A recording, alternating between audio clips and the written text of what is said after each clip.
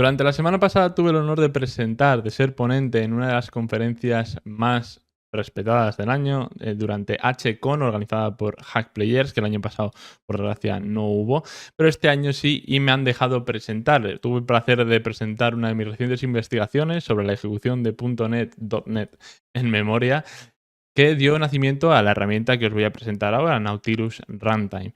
Durante la presentación, durante la charla, me di cuenta de que muchos, y sobre todo los que vinisteis después a preguntarme sobre la propia charla, que no os había quedado claro del todo el funcionamiento principal de la aplicación debido a la cantidad absurda de detalles en los que habíamos entrado. Las interfaces con los detalles, los fallbacks, etcétera, etcétera. Entonces vamos a hacer todo un poco más simple. Os voy a realizar un pequeño vídeo donde expliquemos la herramienta por encima de manera mucho más condensada, porque fueron 50 minutos de charla, para que os quedéis con lo esencial y recordaros que tenéis la herramienta si queréis echarle un vistazo en GitHub totalmente gratis. Ahora bien, si no me conoces, soy Cracker, soy Senior Red Team Web Operator y me dedico a esto del mundillo de la creación de contenido de vez en cuando tengo tiempo, cuando me lo permite el cuerpo. Dentro vídeo. Bien, principalmente vamos a ir por encima del código de la propia herramienta, que repito, la tenéis abajo en la descripción, y vamos a ir viendo más o menos cuál es el funcionamiento de manera estructurada, ¿vale? Lo primero que vamos a entender de la herramienta es que necesitamos una estructura principal donde guardemos toda la información del assembly que vayamos parcheando, el assembly buffer, el runtime version, el domain name, el app domain, el assembly entity y el host control. Quedaros con estas dos últimas cosas, el assembly entity y el host control, porque es lo más importante de toda la estructura que hay, ¿vale? Entonces vamos a saltar directamente a lo que es el main, que debería estar abajo del todo, ¿vale? Vamos a ver cómo funciona esto. Lo primero de todo, el buffer actualmente lo está cogiendo de disco. Sin ningún tipo de tapujos os digo que vais a tener que tener una exclusión donde estéis leyendo las herramientas si son maliciosas. Eso el Windows, obviamente la herramienta como tal, te la va a capar. Ahora mismo, a día de hoy, grabando el vídeo, la herramienta como tal, Nautilus Runtime, no te la coge el Defender. Obviamente esto cambiará porque habrá una firma, etcétera, pero esto es para que aprendáis a hacer vuestras propias cosas. No es para que simplemente hagáis un copy-paste y utilicéis la herramienta para todo, sino para que penséis un poco en lo que estáis haciendo. Vale, entonces el buffer ahora mismo lo está leyendo aquí en un command and control hecho y derecho. Lo que haría sería coger directamente el buffer a través de una petición HTTPS y guardarte el buffer directamente en memoria sin que toque disco absolutamente ninguna herramienta, ¿no? Eso es lo principal. Ahora, esta parte del AMP7 Pass vais a ver que no tiene mucho sentido, por una parte, que exista, pero por otra parte sí. ¿Y esto por qué pasa? Porque Nautilus Runtime es una de las medidas principales, o sea, uno de sus propósitos principales era utilizar una técnica que evadiese esas defensas sin necesidad de establecer unos bypasses extra, como puede ser el parcheo de AMSI, que conocemos todos en herramientas como Execute Assembly de Cobalt Strike, ¿no? Entonces, en este sentido, el Inline Execute Assembly, en este sentido, usas un AMP7 Pass si tú quieres, obviamente, de hardware breakpoints y de ETW, o en uno, en hardware breakpoints, que lo tenemos aquí en útil, de hecho os lo puedo enseñar, en hardware breakpoints. Tenemos por aquí que en AMSI lo que queremos parchear es AMSI Scan Buffer mediante hardware breakpoints, ¿vale? No es un parche como tal, que eso lo pillaría un EDR mediante un hook del propio archivo, a menos que le hagas un clean, etcétera, de los hooks, pero es un hardware breakpoint. ¿Qué quiere decir? Que vas a poner un hardware breakpoint en la función AMSI Scan Buffer y lo que devuelve, por ejemplo, en racks, establecerlo a 0. Entonces, todo lo que se gane del AMSI directamente va a quedarse como 0 y no va a ser como si estuviese limpio. Y en ETW-Benwrite va a ser para que el Event Trace for Windows no pueda escribir, es decir, va a buscar la instrucción red más cercana que tenga, va a cambiar el RIP, que es la siguiente instrucción, a la dirección de memoria donde se encuentre ese red instruction, y entonces directamente va a saltarse todo el flujo de escribir. Eso es lo principal, ¿vale? Para que lo tengáis en cuenta, cómo funcionan los hardware breakpoints, que son debug registers, pero que no hace falta como tal. Más que hacer falta es que si el assembly que estás intentando cargar tiene demasiadas funcionalidades, como puede ser seatbelt cuando haces un group all, seguramente ese binario cargue amsi.dll, pero no es la herramienta como tal. Lo vamos a ejemplificar con algún assembly que no lo carga, ¿vale? RunasCS, Rubeus, hay muchos que no lo van a cargar, no van a cargar AMSI a menos que específicamente esté flagueado para que lo haga, ¿no? En este caso, no. Luego, lo primero que tenemos que hacer es crear el CLR host. Aquí va a estar toda la información que os he dicho principalmente y inicialmente va a estar el buffer que nosotros especifiquemos y el runtime versión v4, ¿vale? Y ahora, el domain es el nombre que le queramos poner nosotros a nuestro dominio. No importa mucho, en este caso my domain, podría ser otro, ¿vale? Ahora, luego, esto es solo para pasear los argumentos. No hace falta tampoco que pasear argumentos muchas veces, pero ahora mismo es así. Y aquí empieza la magia. Aquí empieza Nautilus Runtime a funcionar de verdad. Y es que lo primero que necesitamos hacer es ir a la función initialize y comprender lo que está pasando de manera ordenada. Lo primero de todo, tenemos que crear un metahost, ¿vale? Un metahost que lo que va a devolver es esta interfaz de aquí, un ICLR metahost, que no es nada más ni nada menos que una función que va a tener información sobre los runtimes que tienes instalados. ¿Esto para qué nos sirve? Nos sirve para que a partir de si me voy otra vez a Initialize, a través del MetaHost podamos recuperar toda la información del runtime info, ¿no? Entonces, a partir del MetaHost que tiene toda esta información, esta interfaz, no vamos a entrar en tanto detalle como entramos en la charla de todas las interfaces, pero para que entendáis un poco lo que es el flujo completo de la herramienta, ¿no? El MetaHost lo que va a hacer es darnos directamente el runtime info, que es la estructura ICD runtime info, y esta interfaz va a tener ya la información del runtime, la versión, si está cargado o no está cargado, si se puede empezar o no se puede empezar, etc. Ahora, el identity string, que aquí os he metido un pequeño debug, que esto no está en la propia herramienta, es para que veáis lo que es el identity string como tal. Básicamente, aquí va a empezar la magia y es que el identity string se va a sacar a partir de un assembly buffer, que es el buffer que nosotros tenemos, y el runtime info, que es el objeto donde tenemos toda la información del runtime. A partir de esto, lo que necesitamos hacer es pillar el ICL runtime host, ¿vale? Que aquí ya va a estar todo lo que necesitamos para empezar a parar el runtime. Y este es el sustituto de la interfaz anterior que mencionamos brevemente durante la charla, que es ICO Runtime Host. Por un lado, ICO Runtime Host lo que te permitía era de manera muy sistemática y muy fácil cargar el buffer y ejecutarlo. ¿Qué pasa con esto? Que directamente cargaba AMSI-DLL en el proceso, cosa que nosotros no queremos. Entonces, ICL Runtime Host lo que hace es a partir del identity string, va a pillar el buffer conjunto y va a hacer un fallback a un custom host control. Un host control que se va a encargar de hacer toda la magia y parsear y machear el assembly identity string con el buffer que nosotros guardemos. Tiene que estar local, crafteado en nuestra propia herramienta. Ya no es interfaz. Entonces, estas interfaces que tanto cuestan, simplemente las tenemos ahí en mente, ¿vale? Para no entrar en demasiado detalle y que no nos explote la cabeza.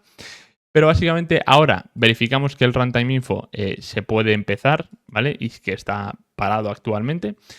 Registramos el host control. Como os he dicho, el host control es lo que necesitamos con el assembly buffer, por un lado, y el assembly entity, para hacer todo el macheo que nosotros necesitemos. Si nos metemos en host control, tenemos aquí las interfaces, las tenéis para examinar lo que vosotros queráis en el GitHub repo, pero básicamente el host control es el que va a conseguir que con un domain manager, con un host domain manager, lo que vamos a hacer es coger el assembly, vamos a machearlo con el buffer y el identity string, que veremos lo que es el identity string. Y básicamente el ICL runtime info es el que hace el fallback, ¿vale? A este host control para que nosotros seamos capaces luego de cargar de verdad el buffer sin necesidad de cargar amsi.dll, ¿vale? Poco a poco y pasitos de bebé. Básicamente registramos el host control con la función de host control que está incluida en CLR runtime info y ya podemos empezar el runtime. Una vez está empezado el runtime, creamos el app domain, que el app domain es a partir del ICO runtime host que os he dicho, hoy está deprecado, pero ¿por qué lo estoy usando? Porque es de una manera sencilla para crear el app domain, ¿vale? Que el app domain no es más que un entorno aislado en el que nosotros podamos ejecutar toda nuestra vaina. Entonces simplemente creamos el app domain o pillamos el default domain y ya podríamos entrar en la parte del execute, ¿vale? Si nos vamos al main, el output directamente se pilla de clrhost.execute con los argumentos, ¿no? Entonces, pillamos el app domain, lo guardamos, pillamos el assembly a partir de la función loadAssembly y le pasamos el identity string. Y dices, ¿pero cómo estoy cargando el assembly con la función identity string? Pues aquí ocurre la magia que diferencia a Nautilus Runtime de otras herramientas, que es utilizar Load 2, ¿vale? Su antecesor, Load 3 de ICO Runtime Host, lo que hacía era cargar directamente el buffer en memoria, ¿no? Entonces, esto lo que hacía era triggerear que AMSI.dll se cargase automáticamente y tuvieses que ejecutar tus parcheos de AMSI manualmente, etcétera, etcétera. Entonces, en este caso, no ocurre eso en este punto, ¿no? Entonces, hemos cargado el assembly, podemos también redirigir el output si le queréis echar un vistazo, es simplemente un output manager. Buscamos el entry point por la estructura method info, buscamos el entry signature por la estructura string, obviamente, y lo recuperamos. Y aquí, ¿vale? Estamos listos para ejecutar, que veis que aquí simplemente estamos haciendo el invoke, ¿vale? Que el invoke simplemente va a utilizar la función invoke, va a utilizar el invoke internal, y el invoke internal utiliza directamente la interfaz de method info para llamar a invoke 3, ¿no?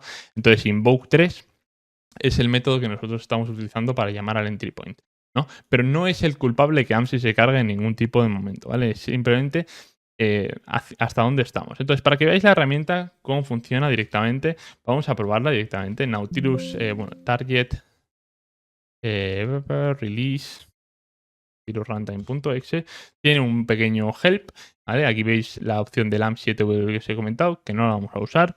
En este caso, simplemente le pasamos, en este caso le podemos pasar en Tools, lo tengo excluido, ¿vale? El propio Tools lo tengo excluido, pero el ctemp no lo tengo excluido. Entonces, la herramienta ahora mismo sí va a pasear al Windows 11, lo que no va a pasear al Windows 11 serán unos días cuando esté todo firmado, pero las herramientas no te va a pasear al Windows 11, normalmente van a traer, vas a mandar las herramientas a través de un safe, una manera segura, ¿vale? Para que no te lo pille las soluciones de antivirus y EDR, ¿no? Pero principalmente ahora mismo queremos utilizar RunasCS, que lo utilicé también durante la presentación. Entonces simplemente le pasamos así los argumentos, le ponemos 2 guiones y ya podemos establecer todos los argumentos, que es hacker 123, que es mi contraseña súper segura, y cmdc juamai/all, ¿vale?